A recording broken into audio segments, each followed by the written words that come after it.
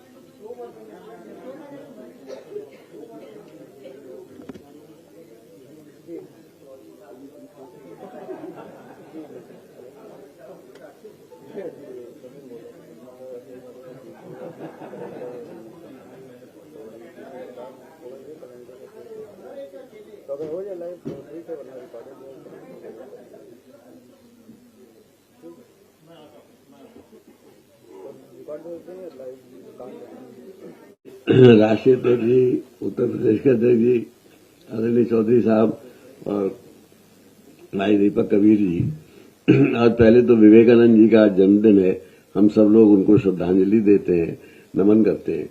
मैं एक घटना सुनाना चाहता हूं कि रविन्द्रनाथ टैगोर की जब पहली मुलाकात रोमा रोला से हुई, दोनों नोबेल प्राइज विनर थे। तो रोमा रोला ने कहा कि हम भारत के बारे में जानना चाहते हैं कुछ। तो रविन्द्रनाथ टैगोर जी ने कहा कि सिर्फ विवेकानंद की जीवनी पढ़ लो और लिख देना उन पर कुछ, आप भारत के बारे में फिर सब कुछ जान जाएंगे, इसके बाद फिर जानने को कुछ बचेगा नहीं। बहुत बड़ा कॉम्प्लीमेंट था जो रविन्द्रनाथ टैगोर ने दिया। तो उसमें और बात आगे करूं उसे कि इसी तरह से इस कैलेंडर को पढ़ने के बाद एक बात जो स्पष्ट दीपक कबीर जी से हमारी बातचीत हुई कि समाजवाद केवल चुनावी पार्टी नहीं है। जब गांधी जी और भगत सिंह में चाहे कितना ही मतभेद हो हिंसा और अहिंसा पे साधन और साध्य को लेकर, लेकिन एक बात में दोनों लोग एक मत थे कि हम आजादी के लिए आजादी नहीं चाहते, व्यवस्था परिवर्तन के लिए आजादी चाहते। मैं सबसे पहले आज राष्ट्रीय युवा दिवस पूरा देश मना रहा है। स्वामी विवेकानंद जी को याद करते हुए विवेकानंद जयंती की बहुत बहुत बधाई और शुभकामनाएं देता हूं। साथ ही मैं आदरणीय उदय प्रताप सिंह जी और दीपक कबीर जी को धन्यवाद और बधाई दूंगा कि आज के दिन जहां आपने एक अच्छा काम करके नेताजी के काम, समाजवादी आंदोलन, नेताजी का संघर्ष और आज ही के दिन आपने तय किया कि जहां विवेकानंद जयंती है वहीं नेताजी के नाम से भी आपने एक कैलेंडर निकालने का काम किया है। इस कैलेंडर में हर महीने में कहीं न कहीं समाजवादी लोगों के और समाजवादी चिंतन दिखाई दे रहा है।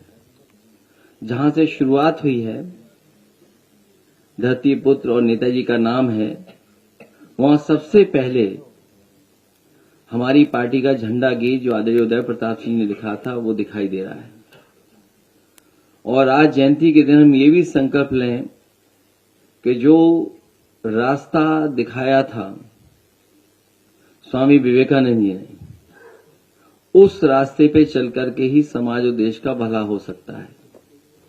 नकारात्मक राजनीति खत्म हो, समाज में जो भेदभाव है, कभी जात के आधार पर, धर्म के आधार पर, उसको दूर कर करके और साथ ही साथ अंधविश्वास कैसे खत्म हो और जो हमारे समाज की बुराइयां हैं वो कैसे खत्म हो, उस दिशा में लगातार हम लोग आगे बढ़ते रहें। तभी हमारा समाज और देश आगे तरक्की खुशहाली पे जाएगा। एक बार फिर मैं आदरणीय उदय प्रताप सिंह जी के प्रयासों से, उनके लगातार समाजवादी पार्टी को जो अपनी कलम से लिख करके हमें देते हैं, उसके लिए बधाई देता हूं। कबीर जो बैठे हैं, जिन्होंने संकलन कर करके इसमें तस्वीर और एक कैलेंडर का रूप दिया है, उनको बधाई। ये बहुत ही समाजवादी आंदोलन और जो लोग समाजवादी विचारधारा को आगे बढ़ाना चाहते हैं, उनके लिए बड़ा काम है।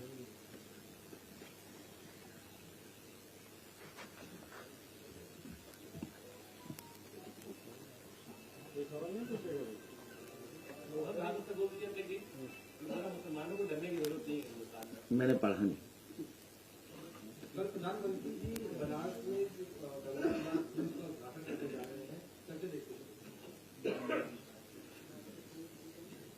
अभी और कुछ मत पूछिए।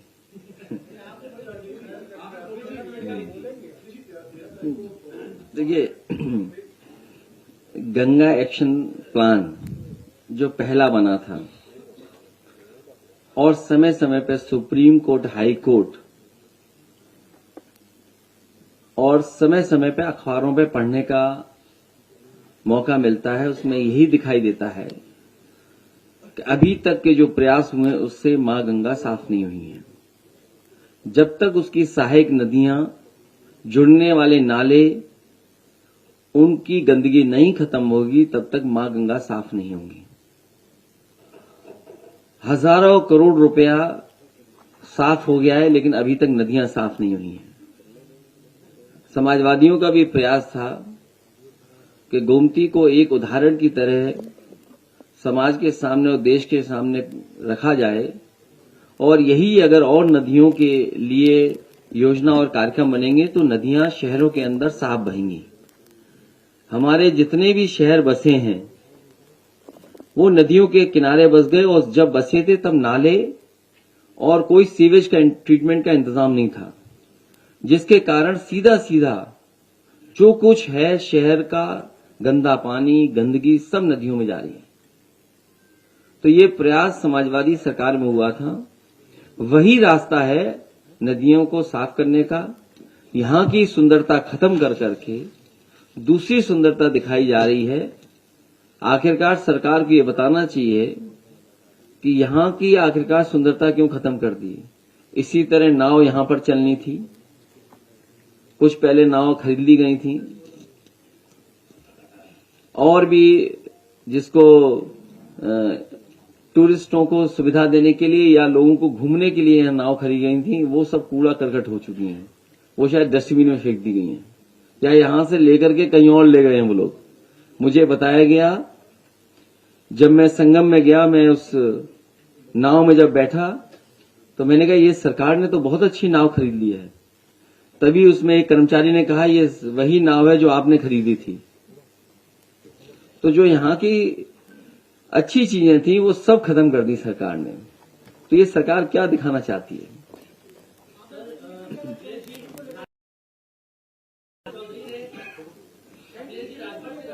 ये आपके लिए मुद्दा हो सकता है, ये हमारे लिए मुद्दा नहीं है।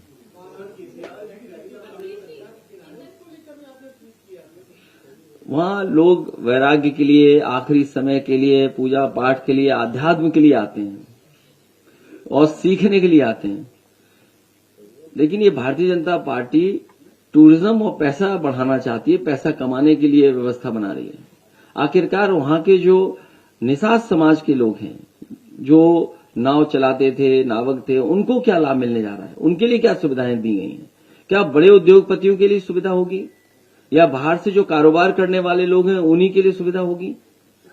हमारे नाव चलाने वालों के लिए क्या सुविधा होगी? और इसी तरह जब आपके गोमती रिवर फ्रंट में इस तरह की नाव चलने की कोशिश थी तो उसको क्यों खत्म कर दिया गया?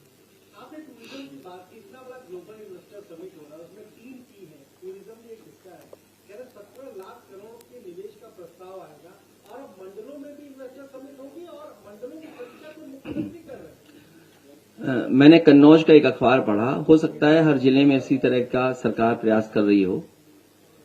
जो वहां के कारोबारी ने अपने हिसाब से जो काम शुरू किए, कोल्ड स्टोर बनाया या कोई और रोजगार या कारोबार किया, उसका भी इन्वेस्टमेंट में पार्ट बना दिया। तो कहीं ऐसा तो नहीं कि दुनिया से इन्हें इन्वेस्टमेंट न मिल रहा हो। हमारे यहाँ जो स्वयं